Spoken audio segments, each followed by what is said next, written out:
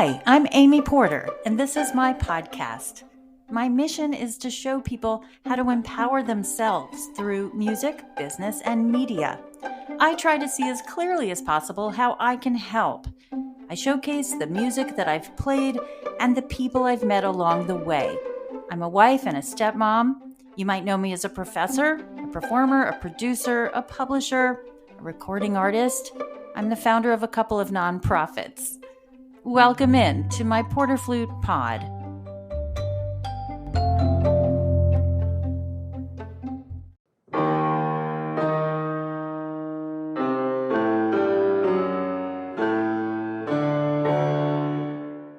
Welcome to Porter Flute Pod. It's cold around here, and it's winter, in fact. I'm back from my tour, so we can begin Season 5. Guiding me in the pod from time to time is Justine Sedke and Alan J. Tomasetti.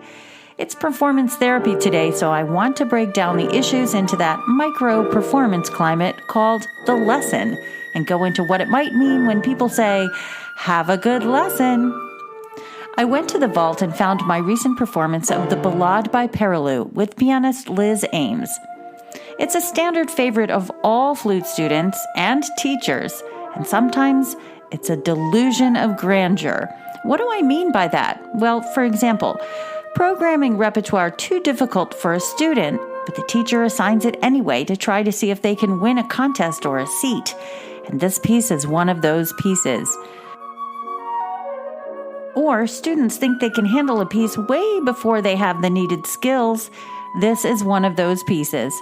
Students often play it like they think they know how it goes, finding every reason to love it more than life itself because it's an emotional connection.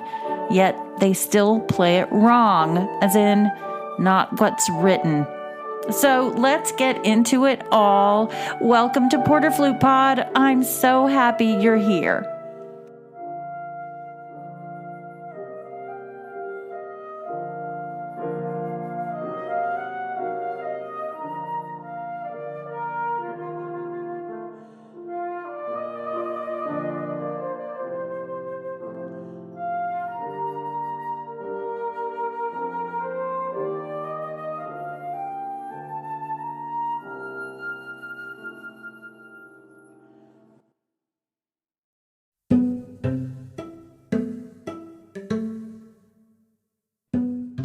Let's just say it like it is. Every lesson is different. You're just going to have to get used to it.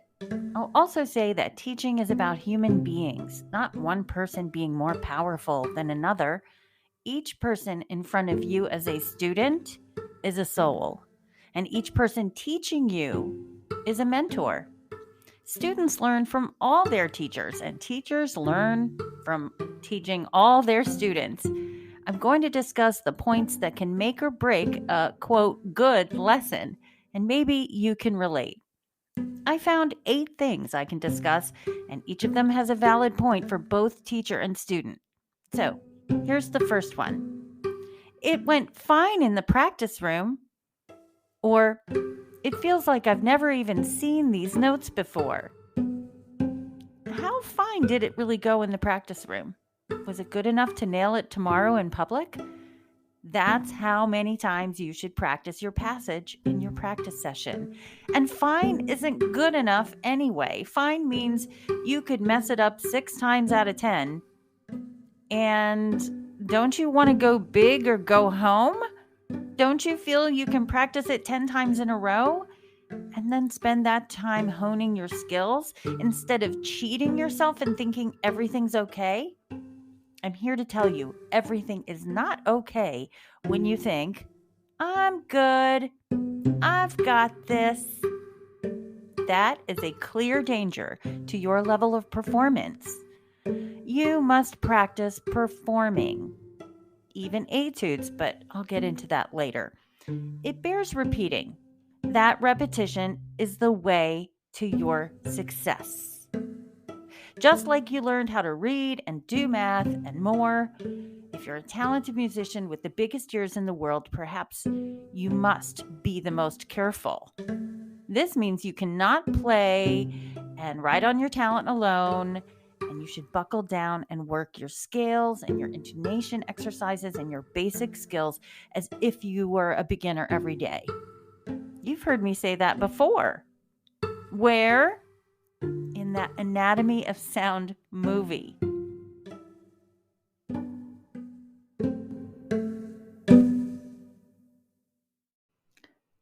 I'll take a commercial break here to remind you that the Anatomy of Sound workshop you know and love has found a new home online. It's called AOS-Wellness, and we are here for you as a faculty to provide resources and products for arts educators and performing artists. Join for 6 months or 1 year and get our 5 changing channels every month, plus the back content from previous months. Those channels are wisdom, movement, meditation, breathing, and practice. So after this show, you can go to porterflute.com/AOS and learn more. You can opt in for our 7-day trial and get access to my popular focus sheet, along with all of the wisdom we're bringing to you from our amazing faculty, only at the Anatomy of Sound.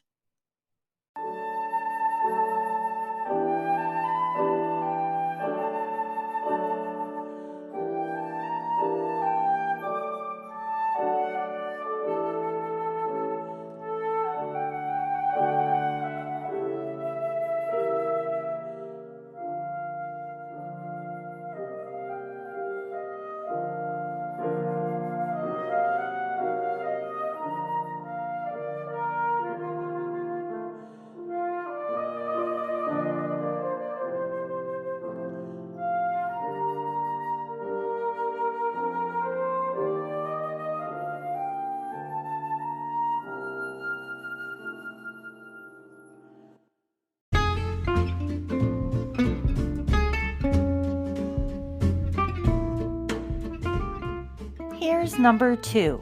How was your lesson? I played well, or I played like doo-doo, or I don't know what that means. Okay, here are a number of excuses we can make as to exactly how we feel the lesson went as a teacher and as a student. Is a good lesson one in which the student plays well? Does the teacher teach well? What does have a good lesson mean, and to whom? And also, what does it mean to be reviewed as a good teacher or a good student? Okay, I get it. You can get completely blindsided by nerves, but that's when you know you're unprepared. You should go into this lesson understanding that learning something is the goal for both parties. In her student handout, The Ideal Student, Jean Baxtresser points in the direction of the student and asks them to be prepared, first and foremost. When a student is prepared, the teacher can do their job. The teacher's perspective? Well, teachers get reviewed by students. What are they reviewing exactly? I keep a list next to my desk of the questions asked in my annual reviews, but I have them in answer form. I will impart knowledge fairly. I will provide proper guidance in the proper situation. I will not play favorites. See, it's a list of questions that the universities put together to garner the outcome of these one-on-one situations in a snapshot lens of the student's perspective. And I make sure I get an A on those reviews, simply because I have the guided answers to the test in front of me.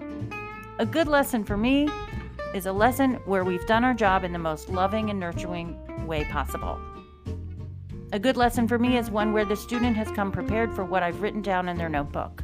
That notebook is for both of us. Me to remember what the issues and assignments are for each student, and for the student to see my advice in writing. And if I've written it many times, then I can prove on paper it's been an issue for some time. I usually flip the pages saying, I keep reminding you. What are the reasonable responsibilities for the student brought by Ms. Baxtresser? Bring your manners. When a student says thank you for the lesson, then it's clear that both parties agree that the appreciation for their knowledge and guidance has been recognized. And for the teacher to say, great lesson, means the preparation was there. The best students are the ones who combine discipline, wit, a desire to learn, a driving curiosity, and enthusiasm. And Miss Bagstresser goes on to say, they express feelings of excitement and inspiration. And she ends by writing, find that quality that will inspire your teacher to reach further into themselves to find answers.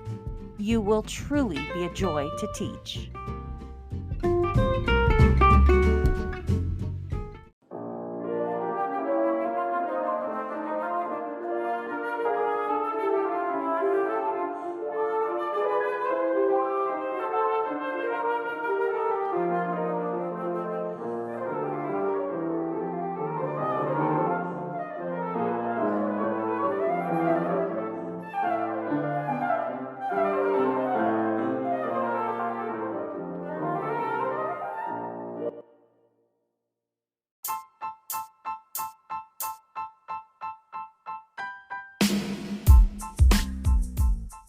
Oh, I know how it goes.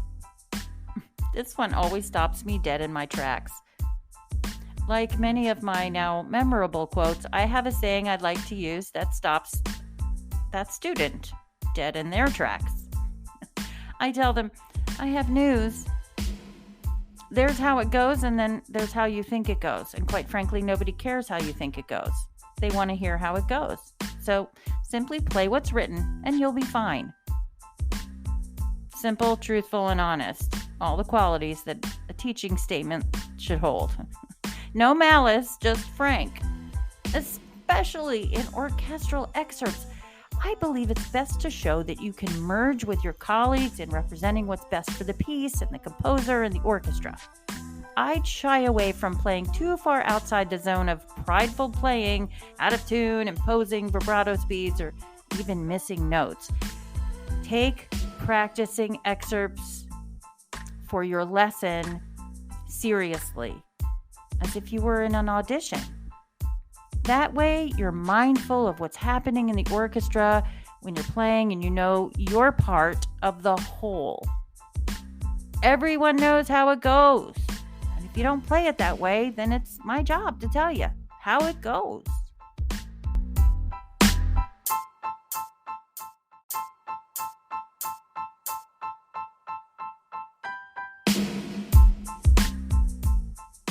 And along those lines, here's another phrase that makes me wonder if a student has heard themselves. Oh, you're right. I only have one thing to say when I hear, oh, you're right. Yes, I know I'm right. I've memorized it. I've performed it. I've counted it. I've cursed it. I've taught it for 24 years, so yes, I'm right. And the teacher should absolutely check to make sure they are right, just in case there's an error in the addition or something else wrong with the issue at hand. When the student thinks the teacher might be wrong, it leads to all sorts of mistrust issues. Believe me, when I teach without a score, and then I think, oh, there's a slur, and then I'm wrong, and the student corrects me, I absolutely say, you're right, and I admit my mistake. But quite often, I'm right.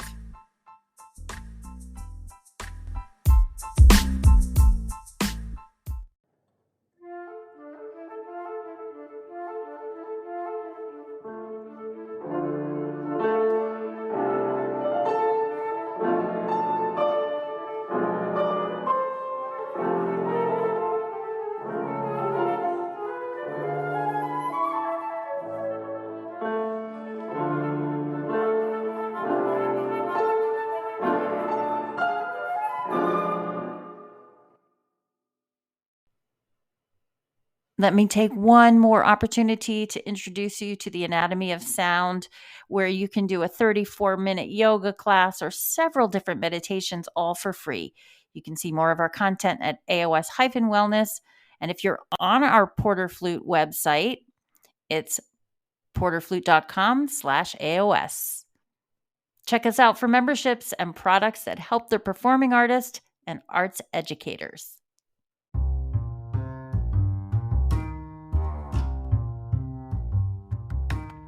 Okay, back to the pod.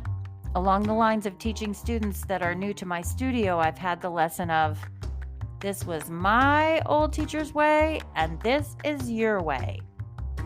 Yes, correct. And my way is the way we will run this show called Lessons.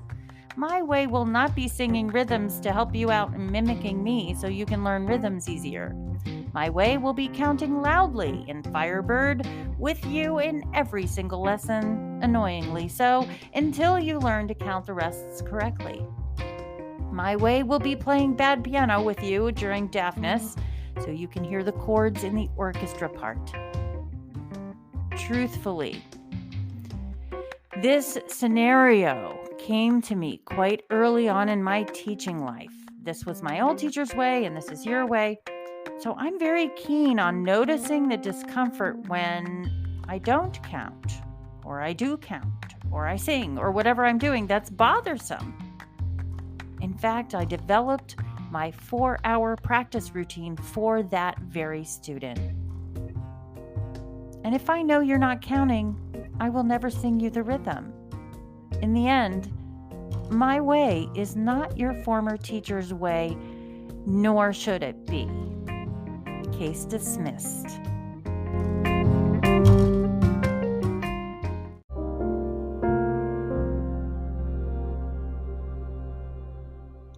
Just talking is okay. When you're ready for your lesson but you have some distress in your life, it's not uncommon to just want to sit and have a good old-fashioned chat. Talking in a lesson is appropriate if there's an interfering issue with your work. A good teacher will hand the reins over to a legal and certified expert in whatever needs you might have. We are trained to know what's available, like mental health officers in our school who are ready to listen. Your professor is there to teach music, in my case, so music I shall teach. I can give wisdom that will definitely show itself as an issue in your life, and it's an interesting phenomenon that what issues are in your playing certainly can show up in your life. Make sure you're ready for your lesson with an agenda when you want some professional time with your teacher. These talks are about jobs and summer festivals and repertoire, calendar issues. All these conversations must happen in the lesson in order for it to be a good lesson. Everyone feels organized and ready to tackle the future. So bring your agenda to the lesson, not just to play, but to discuss.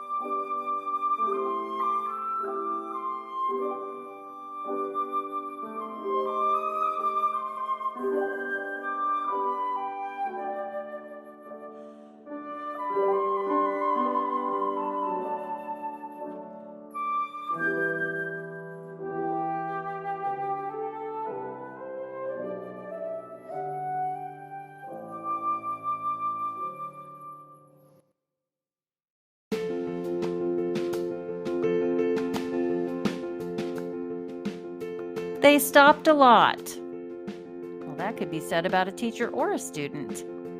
Teachers often need to correct immediately so they can be sure you know what happened.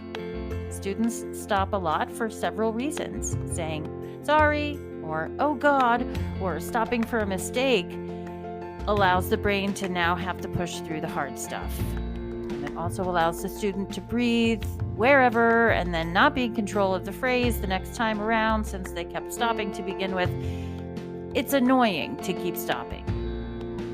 Making a mistake in your piece or an etude is one thing, but to continually stop and provide a nonstop flow of banter that projects your fears and doubts and all of the excuses you've brought into the room in your back pocket, well, that's annoying, truthfully.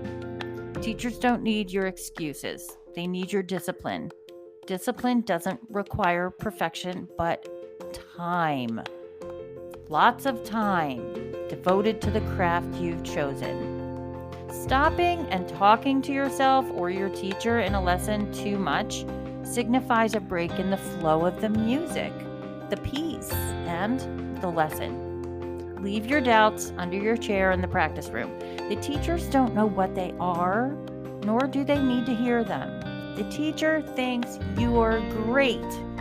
The teacher needs you to keep going and play what's on the page. This, I believe, can lead to coming out into the hallway and saying, "That was a good lesson. I learned a lot."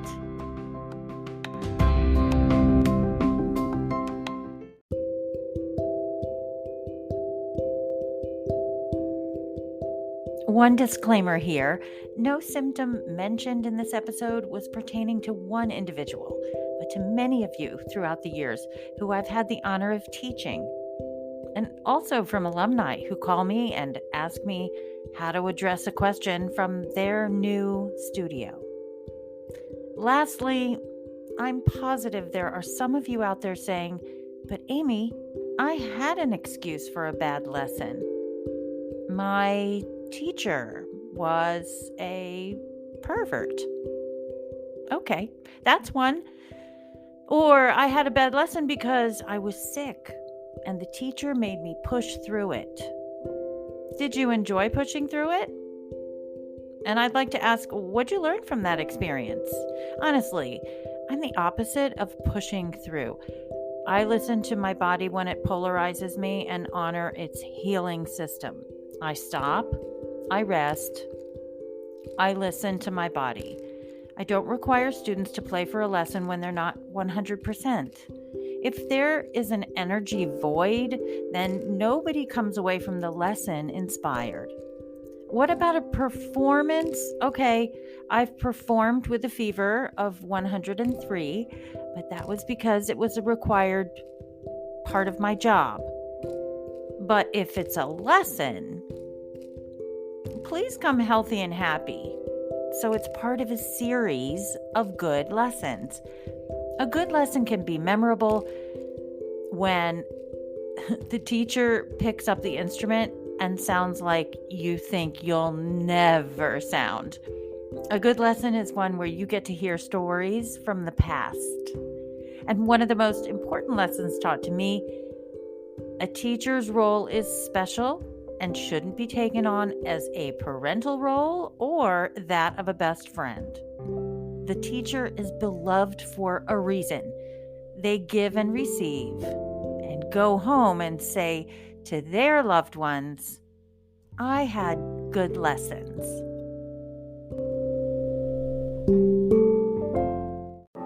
Hey, thanks for being in Porter Flute Pod. If you'd like to visit us over at porterflute.com, that's our new website for the show. amyporter.com has been revamped so students can go there and click on UMISH, frequently asked questions, or Porter's curriculum to learn more about me. You can also find me as Porter Flute and Anatomy of Sound on YouTube and Facebook, and Instagram, I'm Porter Flute, and AOS-Wellness. Thanks for being here. I'm so grateful for you.